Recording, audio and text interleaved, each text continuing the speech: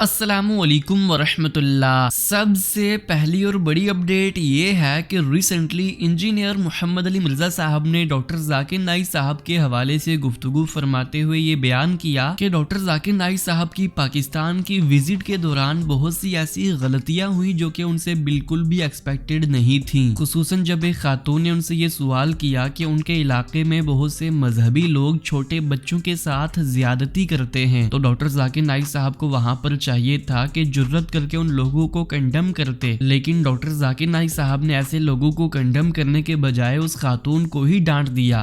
पाकिस्तान में भी डॉक्टर जाकिर नाइक आए हैं, हालांकि मैं वाहिद बंदा हूं जिसने उनको वेलकम कहा है रिलीजियस प्लेटफॉर्म्स में से, लेकिन इस विजिट के दौरान उनसे चंद एक ऐसे ब्लंडर्स हुए हैं कि जो मैं एक्सपेक्ट नहीं कर रहा था। इसके बावजूद मैं ये कहूंगा कि वो एक अच्छे इंसान है और दीन के लिए दर्द रखते हैं, लेकिन कई मकामात के ऊपर वो कुरान और सुन्नत की रोशनी में मामलात को सही तरीके से हैंडल नहीं कर सकते। और मैंने उन्हें पहले भी मशवरा दिया था कि आप सिर्फ तकाबुल अदियान के ऊपर बात किया करें।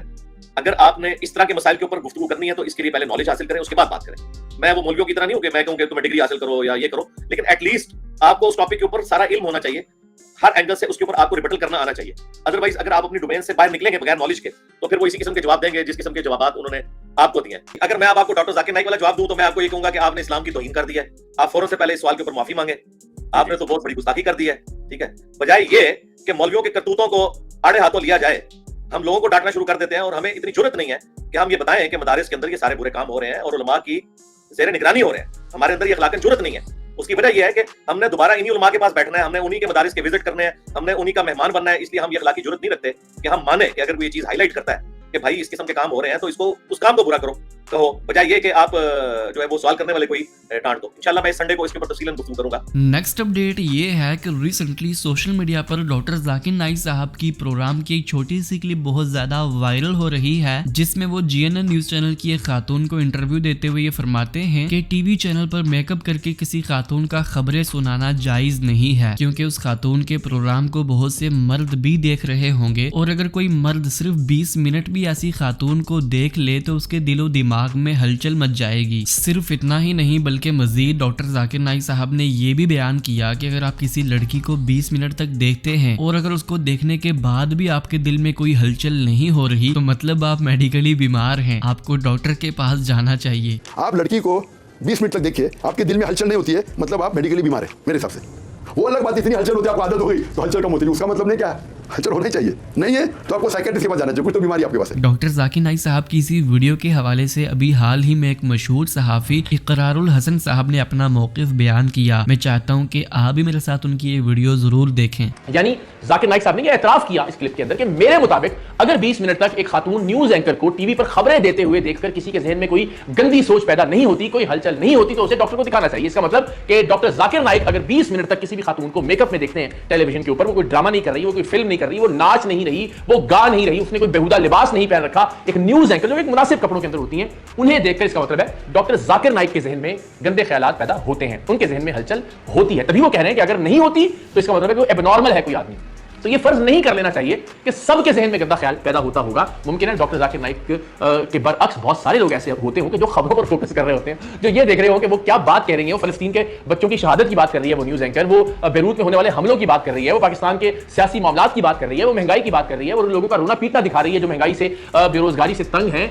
इस पर हो सकता है बहुत सारे लोगों का फोकस हो, बजाय इसके कि वो खातून न्यूज एंकर को देखकर अपने जहन में हलचल पैदा कर रहे होते हैं। तो मेरा ये ख्याल है जाकिर नाइक साहब को ये फर्ज नहीं कर लेना चाहिए था कि एक मामला अगर उनके साथ होता है तो जरूरी है कि ये सबके साथ होता हो। यानी अगर वो 20 मिनट तक किसी औरत को गंदा ख्याल जहन में लाए बगैर नहीं देख सकते तो इसका ये मतलब नहीं कि कोई भी मर्द या कोई भी शख्स किसी औरत को गंदा ख्याल जहन में लाए बगैर 20 मिनट तक नहीं देख सकता। डॉक्टर जाकिर नाइक साहब की इस वीडियो के हवाले से आप तमाम भाइयों की क्या राय है? क्या आपको भी किसी खातून को देखने के बाद हलचल हो जाती है या फिर आप भी हम सब की तरह बीमार हैं? नेक्स्ट अपडेट ये है कि सोशल मीडिया पर मुफ्ती तारिक मसूद साहब की ये वीडियो काफी ज्यादा वायरल हो रही थी, जिसमें मुफ्ती तारिक मसूद साहब ये बयान करते हैं कि सूरह तौबा से पहले बिस्मिल्लाह इस वजह से नहीं है क्योंकि सहाबी रसूल को ये मालूम ही नहीं था कि क्या ये सूरह तौबा अलग से कोई सूरत है या फिर सूरह अनफाल का ही हिस्सा है। और मुफ्ती साहब ने ये इस्तदलाल जामे तिरमिज़ी और सुनन अबू दाऊद की बहुत सी रवायतों से किया था, जहाँ पर यही बात हजरत उस्मान की तरफ मंसूब की गई है। सूरह तौबा से पहले जो बिस्मिल्लाह नहीं है ना, क्यों नहीं है?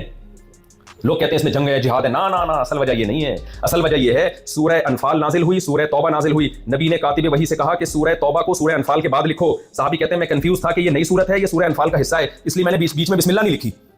یہ کنفیوژن جب دور ہو جائے گی تو بسم اللہ ڈال دیں گے.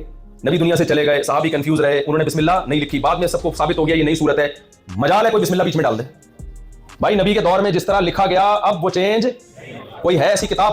تو آخرکار مفتی طارق مسعود صاحب کی اسی ویڈیو کے حوالے سے انجینئر محمد علی مرزا صاحب نے جواب دیا. انجینئر صاحب نے یہ بیان کیا کہ ہمیں کوئی بھی روایت یا خبر واحد مجبور نہیں کرتی کہ ہم قرآن کے بارے میں کوئی ایسا عقیدہ بیان کریں جو کہ قرآن کے محفوظ ہونے کو ہی چیلنج کر رہا ہو.